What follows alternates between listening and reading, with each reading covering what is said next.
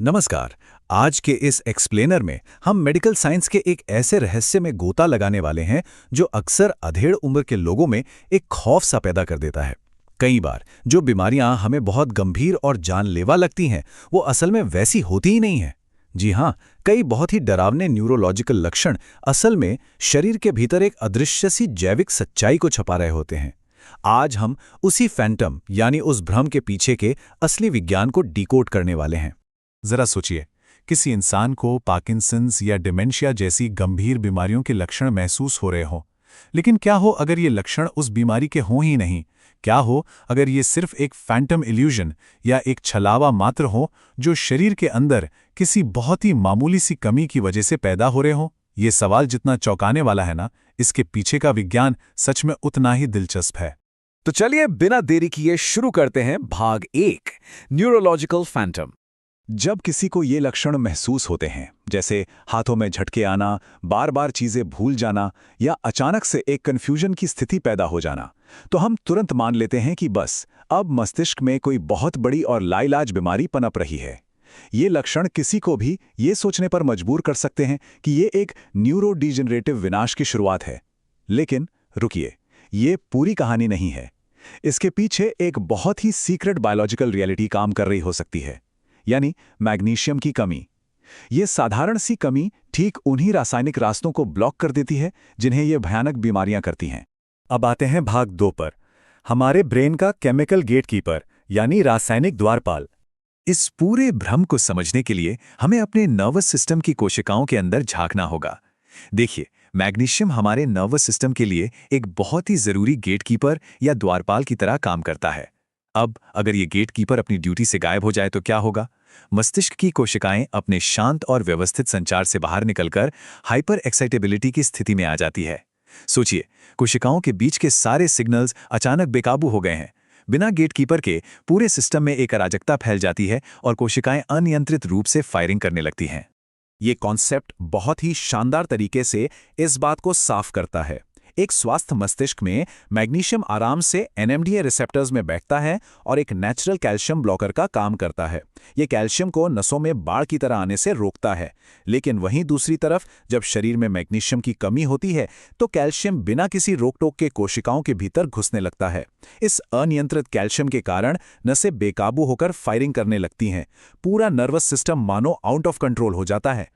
और यहीं से हमारा भाग 3 शुरू होता है, द 3 डायग्नोस्टिक मिमिक्स, यानी वो 3 बहुरूपीय। अब जब हम कोशिकाओं के अंदर मची इस अफरा तफरी को समझ चुके हैं तो देखते हैं कि ये कैसे बड़ी बीमारियों की नकल उतारती है। हमारा पहला बहुरूपिया है पार्किंसंस मिमिक। जैसा कि हमने अभी बात की, जब मैग्नीशियम नहीं होता और कैल्शियम की बाढ़ आ जाती है तो शरीर में अनैच्छिक झटके यानी ट्रेमर्स आने लगते हैं। मांसपेशियों में अचानक खिंचाव होने लगता है। बाहर से देखने पर कोई भी इसे देखकर कहेगा कि ये तो पार्किंसंस है, लेकिन असल में ये महज कोशिकाओं के भीतर कैल्शियम की एक अनियंत्रित बाढ़ है ना हैरानी की बात? दूसरे बहुरूपी की ओर बढ़ने से पहले एक बहुत ही दिलचस्प प्रोसेस को समझते हैं, सिनेप्टिक प्लास्टिसिटी। ये वो तरीका है जिससे हमारा ब्रेन नई यादें बनाता है और उन्हें वापस लाता है, और मैग्नीशियम इसके लिए बहुत जरूरी है। ये BDNF नाम के एक प्रोटीन को कंट्रोल करता है। इस BDNF को हम ब्रेन के न्यूरॉन्स के लिए एक मिरेकल ग्रो या एक चमत्कारी खाद की तरह मान सकते हैं जो उन्हें एकदम स्वस्थ और एक्टिव रखता है। और यहीं से पैदा होता है हमारा दूसरा बहुरूपिया, डिमेंशिया मिमिक। जब ब्रेन में उस मिरेकल ग्रो यानी BDNF की कमी हो जाती है तो सिनेप्टिक मिसफायरिंग शुरू हो जाती है। ब्रेन सही से सिग्नल नहीं भेज पाता। इसके नतीजे काफ़ी डरावने हो सकते हैं, जैसे अचानक चीज़ें भूल जाना, फोकस न कर पाना और एक गहरा ब्रेन फॉग महसूस होना। ये सारे लक्षण बिल्कुल अर्ली ऑनसेट अल्जाइमर की तरह लगते हैं, जबकि इसकी असली वजह सिर्फ सिनेप्टिक मिसफायरिंग होती है।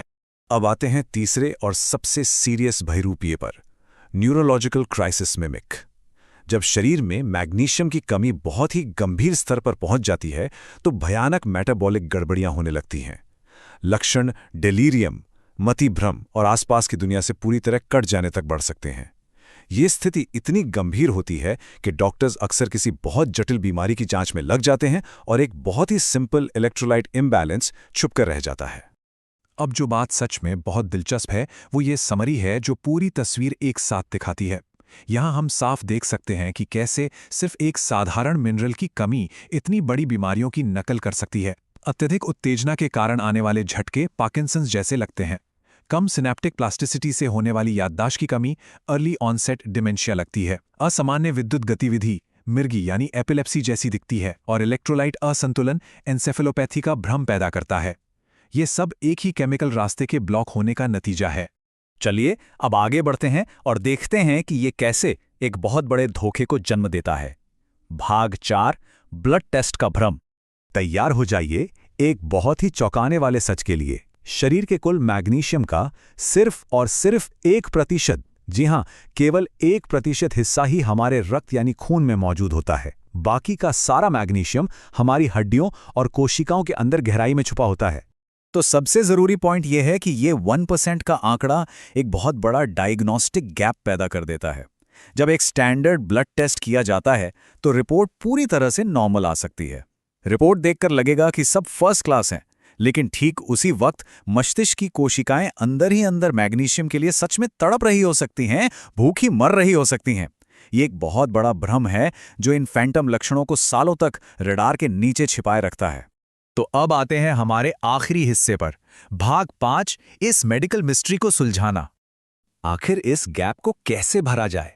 इस मिस्ट्री को क्रैक करने का एक बहुत ही सॉलिड तरीका है। सबसे पहले एक हेल्थ केयर प्रोवाइडर से कंसल्ट करना बहुत जरूरी है, लेकिन उन्हें सिर्फ एक नॉर्मल ब्लड टेस्ट के बजाय मैग्नीशियम आरबीसी टेस्ट या यूरिन मैग्नीशियम टेस्ट के लिए कहना चाहिए। ये खास टेस्ट ब्लड के भ्रम से बाहर निकालकर सीधा सेल्स और यूरिन आउटपुट को मापते हैं। इससे हमें शरीर के सेलुलर हेल्थ की एकदम असली और सटीक तस्वीर मिल जाती है। तो अंत में ये एक्सप्लेनर हमें एक बहुत ही गहरे सवाल के साथ छोड़ जाता है। क्या ये सच में मुमकिन है कि एक इतनी उलझी हुई और डरावनी न्यूरोलॉजिकल पहेली का जवाब महज एक अदृश्य कोशिकीय भुखमरी हो? बिल्कुल हो सकता है। अगली बार जब न्यूरोलॉजिकल लक्षण एक खौफनाक तस्वीर पेश करें तो ये याद रखना जरूरी है कि कभी-कभी सबसे बड़े भ्रमों का समाधान ह्यूमन बॉडी की बेसिक केमिस्ट्री में ही छिपा होता है। आज के इस एक्सप्लेनर में हमारे साथ जुड़ने के लिए बहुत बहुत धन्यवाद। ऐसे ही अपनी उत्सुकता बनाए रखिए।